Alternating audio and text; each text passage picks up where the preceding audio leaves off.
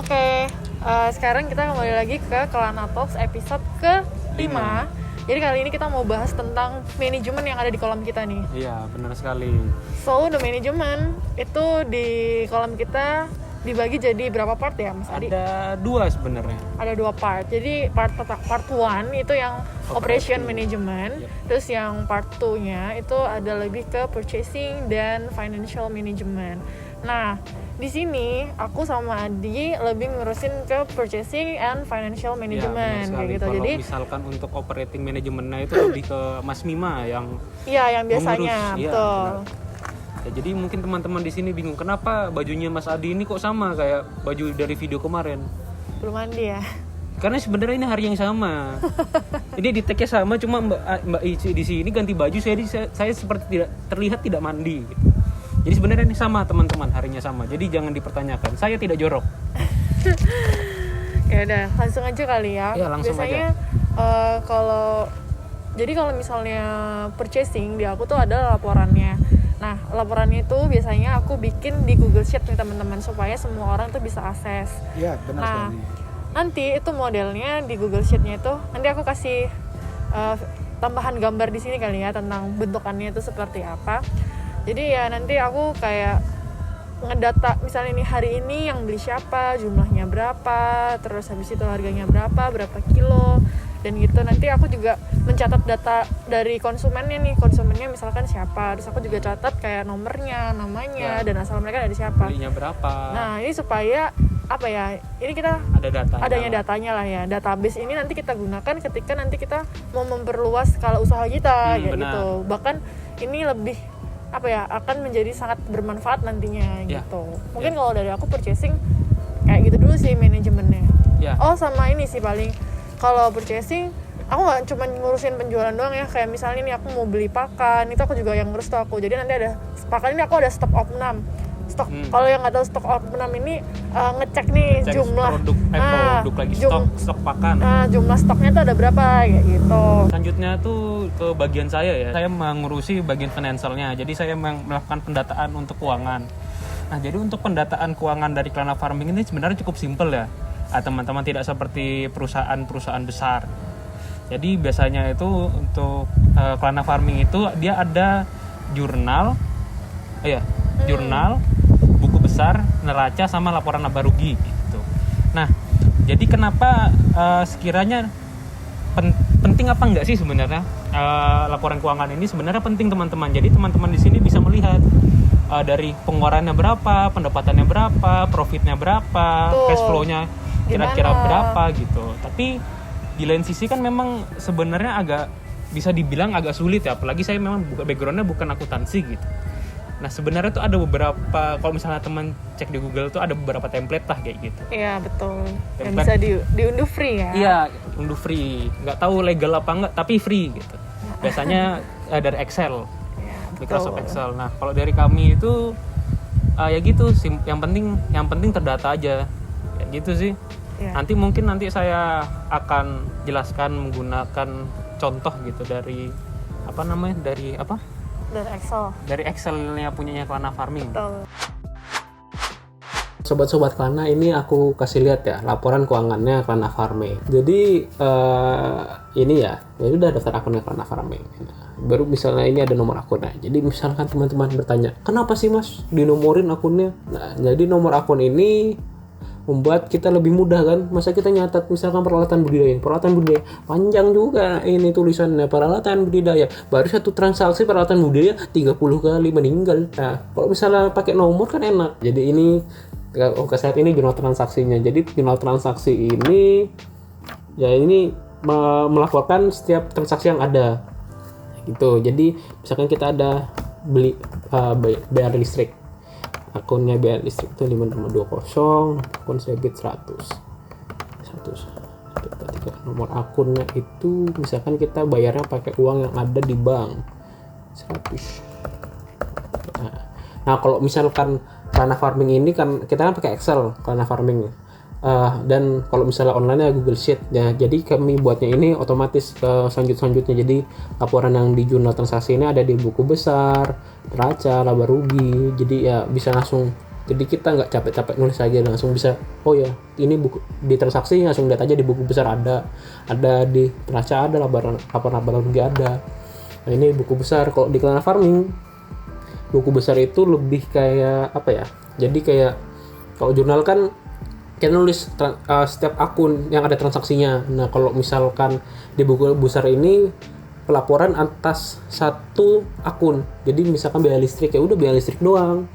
Kayak pelaporannya, oh misalkan pelaporan dari kas doang kayak gitu. Lanjut ya, kita ke neraca ini apa ya, intinya laporan akhir periode gitu. Jadi rangkuman dari apa saja yang terjadi, transaksi yang terjadi di satu periode ini bisa kelihatan di sini. Jadi misalkan tadi awalnya misalkan pakan ini tak tulis misalkan pakan ada 1.000 misalkan awalnya 10.000 tulisannya, baru itu berjalannya ada tadi kita tambah 50.000, ya udah berarti kan akhirnya 60.000. Ya udah ini kita tahu, oh ini ternyata kita di akhir periode ini ada pakannya ada 60.000 loh kayak gitu. Nah kita lanjut ke laporan laba rugi. Jadi laporan laba rugi ini penting untuk kenapa? Jadi kita bisa tahu kita benernya untung apa rugi kayak gitu.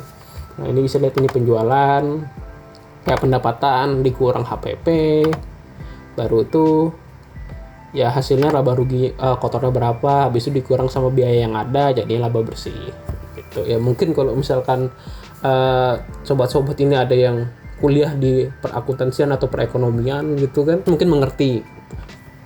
Nah jadi kita laporan laba rugi ini jadi kita bisa tahu nih, kita harus menangis apa kita harus hura-hura. Ya udah mungkin itu aja kalau sobat-sobat Kelana. Kita balik lagi ke videonya. Jadi manajemen tuh penting banget ya teman-teman sobat budidaya ini. Mungkin yang baru mau belajar budidaya tuh nggak cuman dulu kalian belajar budidaya ikannya, budidaya airnya, hasilnya gimana, jualnya kemana, pemasarannya seperti apa. Tapi banyak banget perintilan-perintilan kecil yang sebenarnya kalian tuh nggak sadar gitu. Dan itu tuh itu sebuah tuh yang important things juga gitu kan. Benar.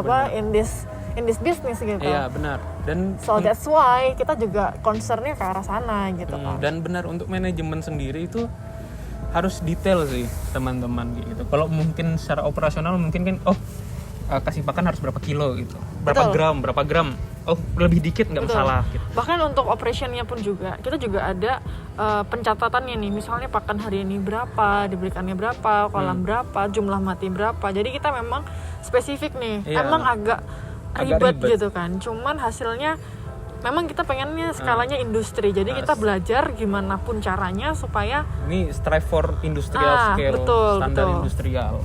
Betul, pencatatan tuh penting. Nah mungkin teman-teman di sini juga banyak yang gagal karena tidak ada perhitungannya gitu mungkin ya. Langsung nyoba aja gitu. Tapi tidak melihat dari segi finansial gitu. Misalkan yaudah kita cuman sedia modal nih misalkan, modal untuk beli ikan sama pakan, bla, bla, bla. Tapi kita nggak mikirin biaya tenaga kerja tuh berapa, biaya listriknya berapa, biaya airnya berapa, waktunya gimana, benar. Dan kadang juga teman-teman itu kan ada yang namanya kan kolam itu kan barang yang tidak bisa paten baik terus kan. Nah itu ada biaya maintenance juga setiap bulannya, dan itu harus di spare juga ya Mas Adi. Apalagi kalau misalkan ini kan kita mainnya lele, makhluk hidup gitu. Ini nggak bisa dipastikan kira-kira bagaimana nanti akhirnya gitu. Jadi memang harus dikasih uang spare sih menurut kami ya.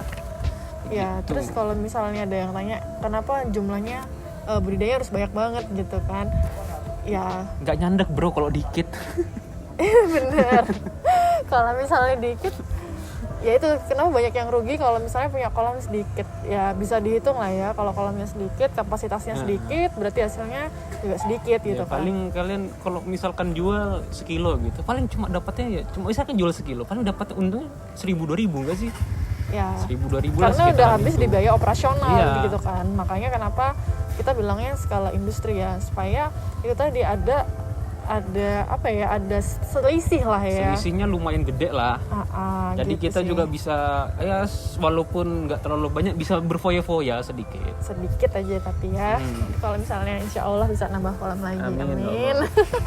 Mungkin teman-teman di sini berpikir ribet juga ya untuk manajemennya. Nah ini saya tambahkan lagi ribetnya ini. Nah, jadi untuk manajemen itu teman-teman harus telaten, harus rajin dan telaten, karena kesalahan sedikit aja bisa fatal gitu teman-teman. Betul.